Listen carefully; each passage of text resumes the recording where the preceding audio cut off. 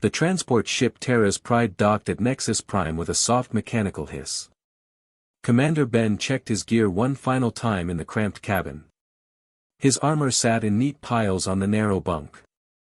Each piece told a story through its dents, scratches, and scorch marks. He had worn this same equipment through 15 major battles and countless smaller skirmishes. Ben picked up his chest plate first.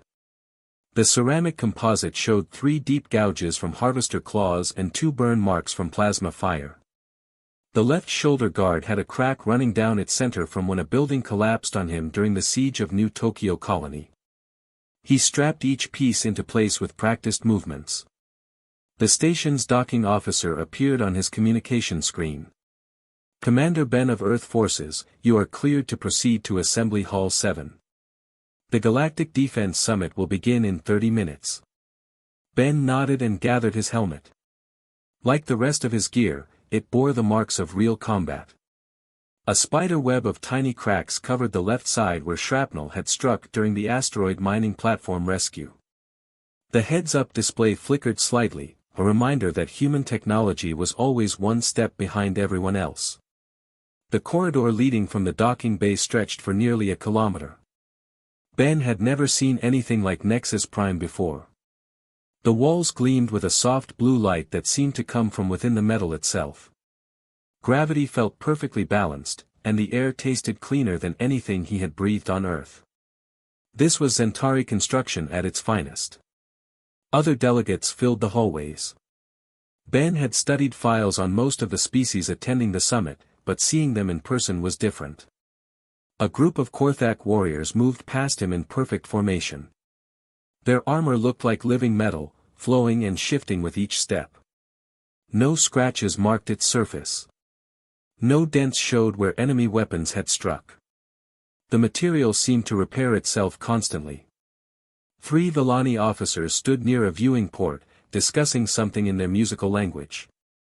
Their biomechanical suits pulsed with soft organic light. Tendrils of living armor moved across their bodies, checking systems and making adjustments. Ben had read that Villani armor could heal wounds, provide nutrition, and even keep the wearer alive in space for weeks.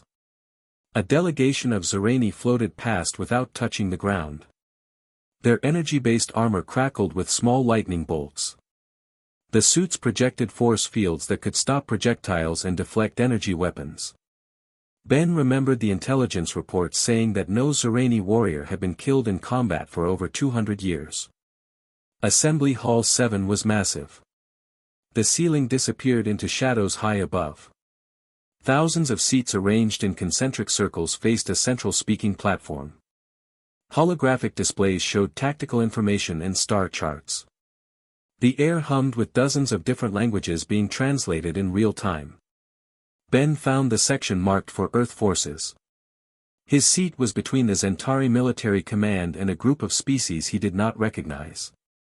The delegate beside him wore armor that seemed to be made of crystallized starlight. Every surface reflected rainbows of color that shifted as the being moved. As Ben settled into his chair, conversations around him began to quiet. He noticed beings turning to look at him, then whispering to their companions. A Centauri general sitting 2 rows behind him spoke loudly enough for others to hear. "Is that really what human military technology looks like?" the general asked in accented but clear Standard Galactic. "I have seen better equipment in our museums." Several other Centauri laughed. Ben kept his expression neutral and checked his data pad for the summit schedule. The first session would cover recent pirate activity in the Outer Rim sectors. Human forces had fought more pirates than any other species, but Ben suspected his experience would not be welcome here. A Korthak commander leaned forward to examine Ben's gear more closely. "Those cannot be regulation battle marks," she said to her companion. "No modern armor would show such primitive damage. Perhaps humans use their equipment for industrial work as well as military service." The comment drew more laughter from nearby delegations. Ben noticed that security recordings of human combat operations played on some delegates' personal displays. They watched human soldiers taking cover behind damaged barriers and fighting with weapons that looked ancient compared to galactic standard equipment. Look at that, a Villani officer pointed at Ben's helmet. The display system is actually flickering. How can they fight effectively with malfunctioning equipment? Ben's jaw tightened slightly, but he remained silent. The criticism was not entirely wrong.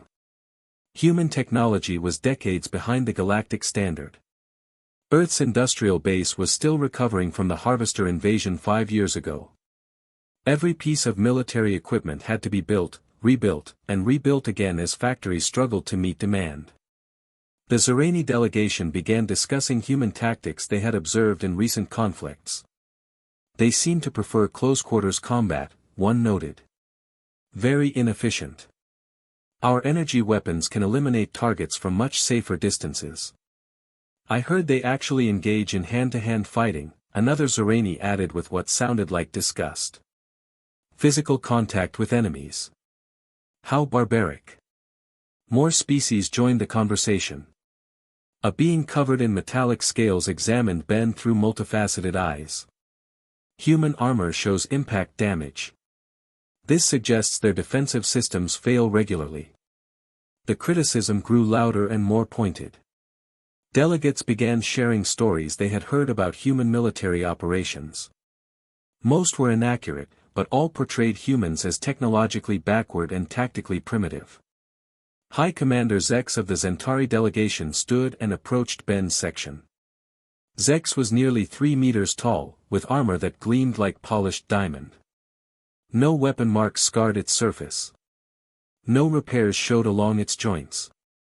The armor looked as perfect as the day it was manufactured. "Commander Ben," Zex said in a voice that carried across the hall. "I must ask, are you truly Earth's military representative? Your equipment suggests you might be better suited for maintenance duties." The hall fell silent. Hundreds of beings turned to watch the exchange. Ben stood slowly, his damaged armor creaking slightly as he moved. He was half Zex's height and his gear looked like scrap metal compared to the Zentari's crystalline perfection. "I am Earth Forces Commander Ben," he replied in a steady voice. "I am authorized to represent human military interests at this summit." Zex circled Ben like a predator examining prey. "Your armor tells an interesting story, Commander. So much damage, so many repairs. Either human equipment is incredibly poor quality, or human soldiers are incredibly poor fighters." Several delegations laughed again. Ben noticed camera drones hovering nearby, recording the exchange for broadcast across the galaxy. This moment would be seen by billions of beings. "Perhaps," Zex continued, "humans should focus on learning proper military science before attempting to contribute to galactic defense strategies. Your presence here seems more symbolic than practical." The Korthak delegation nodded in agreement. The Villani exchanged knowing looks. Even species Ben had never seen before seemed amused by the spectacle. "I have reviewed human combat recordings," Zex announced to the assembled crowd. "Primitive tactics, obsolete equipment, excessive casualties. By any reasonable military standard, human forces are a liability rather than an asset to galactic security." The hall erupted in discussion. Some delegates argued that all species deserved representation regardless of military capability. Others suggested that humans should focus on support roles rather than frontline combat. A few wondered aloud why humans had been invited to the summit at all. Ben remained standing in the center of the attention, his battered armor reflecting the hall's bright lights. Every scratch and dent was clearly visible to the watching crowd. His equipment looked ancient and worn compared to the technological marvels surrounding him. The Zentari High Commander raised his hand for silence. "I propose that we proceed with the summit as planned, but that human input be limited to observation only. It would be inefficient to waste time on tactical discussions with representatives whose military experience is clearly insufficient for our purposes." Many delegations voiced agreement. The motion seemed likely to pass without any real debate. Ben looked around the massive hall at hundreds of beings whose armor gleamed with perfection, whose weapons hummed with advanced technology, whose military records showed victories achieved through superior firepower and defensive systems. None of them had ever fought a battle where defeat meant the extinction of their species. None had ever faced an enemy with technology far superior to their own. The voting began. Species after species supported the motion to exclude humans from active participation in the summit's tactical discussions. Ben watched the tally rise on the central display, knowing that humanity's chance to contribute to galactic defense was slipping away. High Commander Zex smiled with satisfaction as the votes accumulated. It appears the matter is settled. Humans will observe but not participate in our military planning. Ben nodded slowly and reached for the release catches on his chest armor. The hull's attention focused on him again as he began to remove the damaged equipment piece by piece. If my armor tells a story, Ben said quietly, perhaps it is time you heard the whole tale. Ben's fingers found the first release catch on his chest plate. The mechanism clicked softly in the sudden silence of Assembly Hall 7. Every being in the massive chamber watched as he began to remove the damaged armor they had spent the last hour mocking. The chest plate came away first. Ben held it up so the assembled delegates could see both sides. The outer surface showed the battle damage they had all noticed, plasma burns, impact craters, and stress fractures from explosions. But as he turned the piece around, gasps echoed through the hull. The inner surface was covered with small, precise marks. Hundreds of them, carved into the metal with careful attention to detail. Each mark was exactly the same size and shape. They covered every available space on the interior of the armor plating. Tally marks, Ben said simply. One for each confirmed enemy elimination. A Korthak commander leaned forward in her seat. How many marks are there? Ben ran his finger across a section of the armor.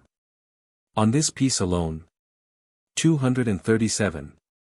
The hull remained silent as Ben set the chest plate on the floor and reached for his shoulder guards.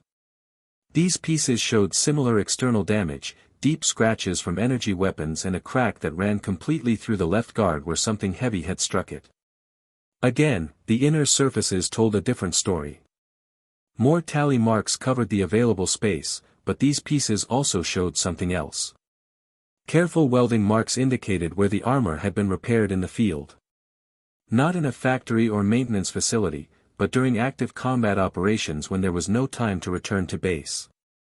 Field repairs, Ben explained as he examined the welding. This crack happened during the defense of Mining Platform 7. A harvester bombardment ship dropped a kinetic penetrator that brought down half the station's superstructure. The falling debris broke my shoulder guard, but the battle was not over. Our engineer welded it back together while I was still wearing it. The Villani delegation exchanged uncertain looks. Their biomechanical armor could self-repair, but the idea of fixing equipment while under enemy fire was foreign to them. Their tactical doctrine emphasized withdrawal and regrouping when equipment failed. Ben removed his armed guards next. These pieces showed burn patterns that spiraled around the protective plating in precise geometric shapes. The marks were too regular to be random combat damage. Chemical burns, Ben said when he noticed several delegates studying the patterns. The harvester forces used atmospheric processors to turn breathable air into toxic gas clouds.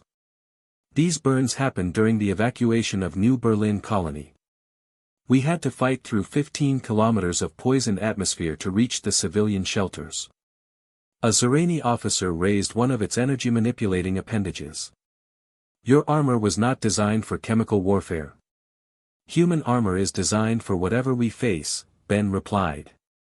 We modify our equipment based on enemy tactics. These armed guards now have chemical sensors and atmospheric filters built into them.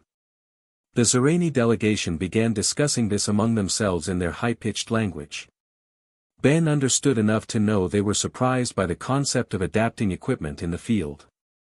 Zerani military doctrine relied on having the perfect tool for each specific situation. As Ben continued removing pieces of his gear, the pattern became clear to everyone watching. Each component showed external battle damage that looked primitive and poorly maintained to alien eyes. But every inner surface revealed the true story, detailed records of combat operations, field modifications, and survival adaptations that no other species present had needed to develop. His leg armor came off next. The knee guards showed impact damage from what looked like projectile weapons. Most galactic species had moved beyond kinetic weapons centuries ago, considering them too primitive for modern warfare. Harvester boarding actions, Ben explained without being asked. They use magnetically accelerated metal spikes for close-quarters combat. Very effective against energy shields. These dents are from hand-to-hand fighting in the corridors of transport ship Aurora. High Commander Zex, who had been leading the criticism of human equipment, stepped closer to examine the armor pieces. Hand-to-hand combat? Against the Harvesters? Ben nodded. When enemy boarding parties breach your ship, you fight with whatever works. Energy weapons can puncture hull plating. Kinetic weapons and physical combat keep your own ship intact.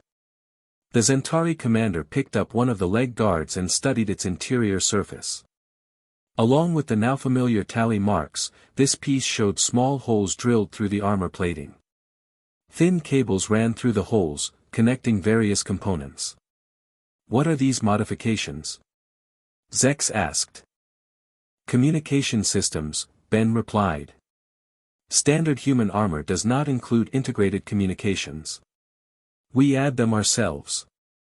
Those cables connect my helmet display to sensors in each armor piece. If my primary communications fail, I can still coordinate with my team through backup systems built into the armor itself. The hall buzzed with quiet conversations. Military engineers from several species moved closer to examine the improvised modifications. The concept of soldiers modifying their own equipment was almost unthinkable to most galactic militaries. Ben removed his helmet last. The damage to this piece was the most extensive: cracks across the display visor, impact marks from projectiles, and burn patterns from energy weapons. But when he turned it around, the interior told the most complex story yet. The inside of the helmet was covered with more than just tally marks. Detailed maps were etched into the protective padding. Star charts, facility layouts, and tactical diagrams filled every available surface. Names and dates marked significant battles and operations. Battle records, Ben said, running his finger across one of the etched maps. When digital systems fail, we fall back to physical records. This map shows the interior of Harvester Command Ship Beta 7. We captured it during the Battle of Kepler Station. A Korthak engineer stood up from her seat. You captured a Harvester Command vessel? Intelligence reports said those ships were impregnable. Intelligence reports also said Harvester forces were unbeatable, Ben replied. We learned that determined soldiers with improvised tactics can overcome superior technology. The attention of the hall focused on Ben himself as he stood in his basic uniform. Without the bulky armor, the full extent of his battle experience became visible. Scars covered his exposed arms and neck. Some were thin lines from blade weapons. Others were broad patches of discolored skin from energy burns. The largest scar ran from his left shoulder down to his right hip, a diagonal line that crossed his entire torso. The wound had healed, but the mark remained clearly visible through his thin uniform shirt. Harvester blade, Ben said when he noticed the staring. Command Ship Beta 7. Their security chief challenged me to single combat for control of the bridge. I accepted. You fought their commander in personal combat? A Villani officer asked in disbelief. I fought their commander and won, Ben corrected. That is how we captured the ship. The silence in the hall was complete now. No one whispered to their companions. No one checked personal displays or communicated with their home fleets. Every being present focused on the human standing in the center of the chamber, surrounded by pieces of battle-worn armor that told stories none of them had ever lived. Ben's arms showed burn patterns from chemical exposure. His hands bore scars from close-quarters fighting. A mark on his neck indicated a near miss from an energy weapon that would have been fatal if his aim had been slightly different. But it was his eyes that drew the most attention. They held the look of someone who had seen real combat, who had made life-and-death decisions under impossible conditions, who had led others into battles where failure meant extinction for everyone he protected. High Commander Zex picked up Ben's chest plate again and studied the tally marks more carefully. These represent individual combat eliminations. Confirmed eliminations only, Ben replied. Probable eliminations are not counted. Only kills verified by sensor records or direct observation by other humans. Zex counted silently for several minutes. The other delegates waited as the Zentari commander examined each section of the armor piece. When he finished, his expression had changed completely. Over 400 confirmed eliminations on this piece alone, he said quietly. Ben nodded. The complete set totals 1,218 confirmed enemy eliminations across 15 major engagements and 43 smaller operations. The number hung in the air like a physical presence. Most of the species present measured military success in terms of battles won through superior technology and overwhelming force. The concept of individual combat performance was largely theoretical to them. A young Zerani officer raised her energy manipulator tentatively. Commander Ben, how many combat operations have you personally participated in? Ben considered the question carefully. Major fleet actions, planetary assaults, boarding operations, and facility captures total 58. Smaller engagements like convoy escorts, patrol actions, and reconnaissance missions total over 300. The mathematics were staggering to the assembled delegates. Ben had participated in more actual combat operations than most of their entire fleets had seen in decades of service. Your species has been at war continuously, asked a delegate Ben did not recognize. My species has been fighting for survival continuously, Ben corrected. The Harvester invasion was not the first threat we faced, and it will not be the last. We fight because the alternative is extinction. The chamber remained silent as the implications became clear. Every other species present had achieved military security through technological superiority, diplomatic agreements, or geographic isolation. None had been forced to develop the kind of practical combat experience that Ben represented. His damaged armor was not a sign of inferior equipment or poor training. It was evidence of continuous warfare against technologically superior enemies. The battle scars were proof of survival against impossible odds. The field modifications showed adaptability under extreme pressure. Ben began putting his armor back on, piece by piece. The delegates watched in silence as he strapped each component into place. The equipment that had looked primitive and poorly maintained now appeared to be the tools of a professional warrior who had earned his place through constant battle. When he finished, Ben stood before the assembled galactic representatives as their perception of humanity shifted completely. The mockery and laughter were gone, replaced by something none of them had expected to feel when looking at a human soldier. Respect. High Commander Zex stood motionless for several long moments, Ben's chest plate still in his hands. The tally mark seemed to draw his attention like a magnetic force. When he finally spoke, his voice carried across the silent hall with unusual gravity. Commander Ben, Zex began carefully, these battle records represent more combat experience than our entire military command has accumulated in the past century. How is this possible? Ben finished securing his shoulder guards and looked around the assembly hall. Every delegate seemed to be waiting for his answer. The mockery and dismissal from earlier had vanished completely, replaced by something he had not expected to see in alien eyes, genuine curiosity about human military experience. My species has faced extinction-level threats repeatedly, Ben replied. We have learned that survival requires constant adaptation, continuous training, and the willingness to fight against overwhelming odds. Every human soldier must be ready for any type of combat because we never know what we will face next. A Korthak engineer raised her hand. The modifications to your equipment appear to be field improvised rather than factory manufactured. Is this standard practice for human forces? Human soldiers modify their gear based on mission requirements and enemy capabilities, Ben explained.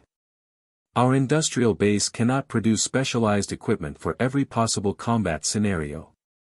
We adapt what we have to meet the threats we encounter.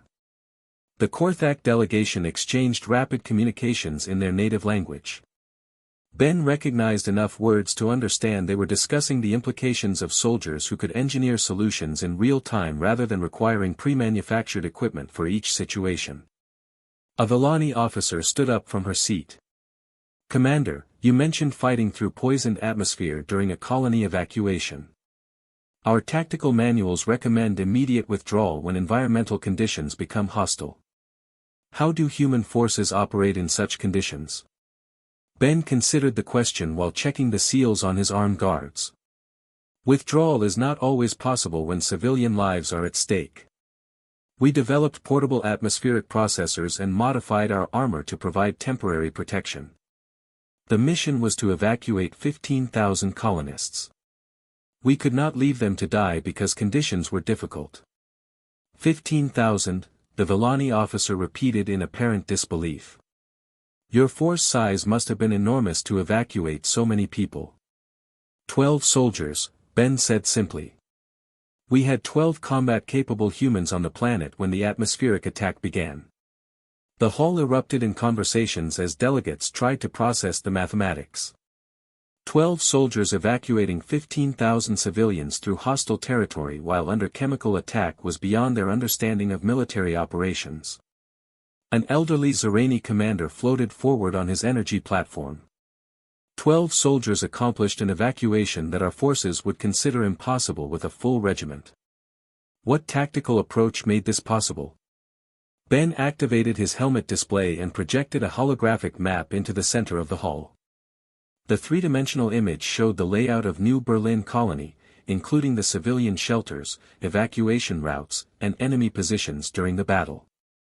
Human tactical doctrine emphasizes improvisation and adaptation, Ben began, highlighting different areas of the map. We identified 3 primary challenges: hostile atmosphere, enemy ground forces, and the time limit before atmospheric processors made the entire planet uninhabitable. The map zoomed in on the civilian shelters. Standard evacuation protocol would have required transport ships to land at designated pickup zones. The enemy had placed artillery in positions that covered all standard landing sites. We needed an alternative approach. Red markers appeared on the map, showing enemy positions. We used the atmospheric processors against the enemy forces.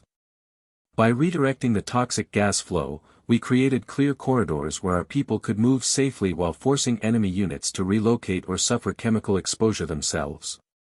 Blue lines traced across the map, showing the evacuation routes.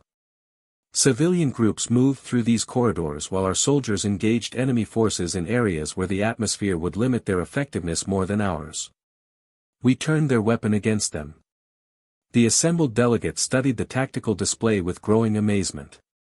The plan was simultaneously simple and sophisticated, requiring detailed understanding of both enemy capabilities and environmental conditions.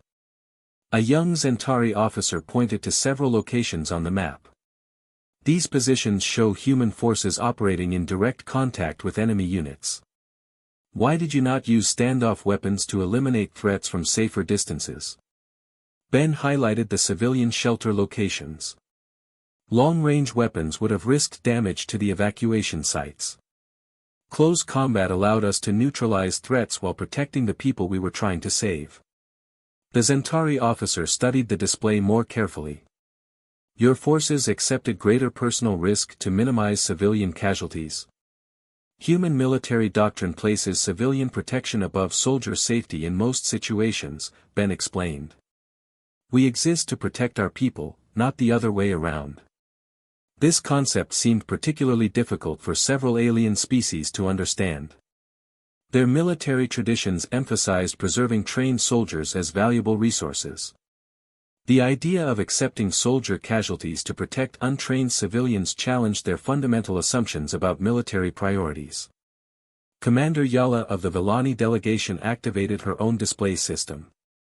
We have reviewed intelligence reports about human combat operations throughout the sector. Your forces consistently engage enemies with superior technology and larger numbers. Standard military doctrine would recommend avoiding such engagements. Ben nodded. Standard military doctrine assumes you have the luxury of choosing when and where to fight. Humans rarely have that choice. When someone attacks our colonies or threatens our people, we respond with whatever forces are available. Even against superior opponents? Yala asked. Especially against superior opponents, Ben replied. We have learned that technological advantage can be overcome through better tactics, superior preparation, and a willingness to accept risks that enemies consider unreasonable.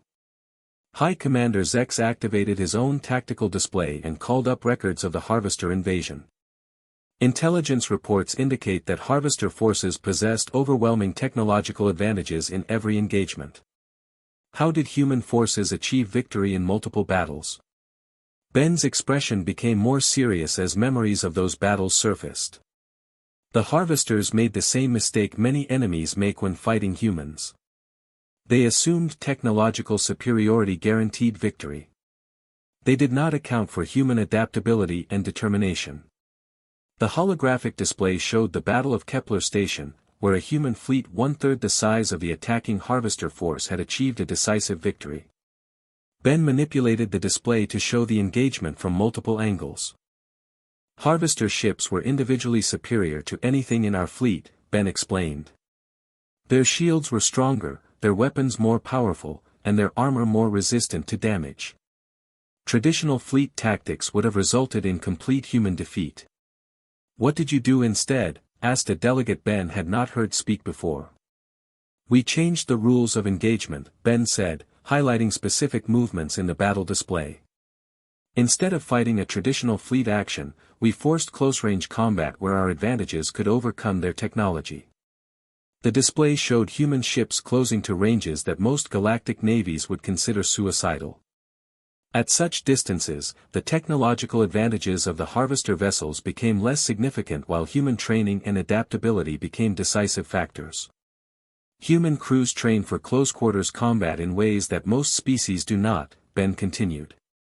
We practice boarding actions, damage control under fire, and ship-to-ship fighting at ranges where crew skill matters more than equipment quality. A Korthak admiral leaned forward in her seat. The intelligence reports mention that you captured intact Harvester vessels during several engagements. How was this accomplished? Ben manipulated the display to show the interior layout of a Harvester command ship. Harvester vessels were designed to fight at long range against technologically inferior opponents. They were not prepared for enemies who could board their ships and fight hand-to-hand in their corridors. The display showed the paths human boarding parties had taken through Harvester ships, highlighting the tactical approach used to overcome superior numbers and defensive positions. Human soldiers train for combat in confined spaces with limited visibility and multiple levels of engagement, Ben explained. Harvester crews were not prepared for enemies who could fight effectively in such conditions. The alien delegates began asking more detailed questions about human tactics, training methods, and strategic approaches. What had started as mockery had transformed into an intensive educational session where experienced alien commanders sought to learn from human military experience. As the questions continued, Ben realized that something significant was happening. These species had achieved galactic prominence through technological advancement and diplomatic skill. Most had not faced serious military threats in generations. Their armies were well equipped but largely untested against determined opponents. Recent intelligence reports mentioned new threats emerging from unexplored regions of the galaxy. Unknown enemy forces with advanced technology and aggressive intentions were probing galactic borders. The established military powers were discovering that their traditional approaches might not be sufficient against these new challenges. Commander Yala stood and addressed the entire assembly. It appears that human military experience may be more relevant to current galactic security needs than we initially understood. Perhaps we should reconsider the structure of this summit. High Commander Zex nodded in agreement. I withdraw my earlier motion to limit human participation in tactical discussions. Based on what we have learned here, human input may be essential to developing effective defensive strategies. The vote was unanimous. Every species present supported full human participation in all summit activities. But the delegates wanted more than just Ben's input during formal sessions. Over the following hours, military commanders from across the galaxy approached Ben individually. They wanted detailed briefings on human tactical methods, training programs, and strategic thinking. The Centauri requested human advisors for their fleet operations. The Korthak asked for assistance developing boarding defense protocols. The Villani wanted to learn human approaches to environmental warfare. As the formal session ended, Ben found himself surrounded by alien officers who had spent the morning laughing at his damaged armor. Now they studied every piece of his equipment with intense interest, asking detailed questions about each modification and adaptation. High Commander Zex approached as the crowd began to thin. "Commander Ben, I owe you an apology. I judged your people based on appearances rather than substance. That was a serious error in judgment." Ben nodded respectfully. "No apology is necessary, Commander. First impressions can be misleading. What matters is that we work together effectively to address the threats facing all our peoples." "Indeed," Zex agreed. "I would like to request that Earth forces provide tactical advisors for our upcoming defensive operations. We need commanders who understand how to fight against superior opponents." Similar requests came from other delegations throughout the evening. By the time the summit concluded, humanity had transformed from the least respected military force in the galaxy to the most sought-after source of tactical expertise. Ben's damaged armor, which had been the source of mockery hours earlier, had become a symbol of practical experience and proven capability. The scars and modifications that looked primitive to alien eyes were now recognized as evidence of the kind of real-world military expertise that the galaxy desperately needed. As Ben prepared to return to Earth, he reflected on how quickly perceptions could change. The aliens had learned that the most valuable warrior was not necessarily the one with the best equipment, but the one who had learned to win despite having the worst. Human military forces, shaped by necessity and tested by constant conflict, offered something that no amount of advanced technology could provide, the knowledge of how to fight against impossible odds and emerge victorious. The galaxy was about to learn what humans had always known, that survival belonged not to the strongest or the best equipped, but to the most adaptable and determined.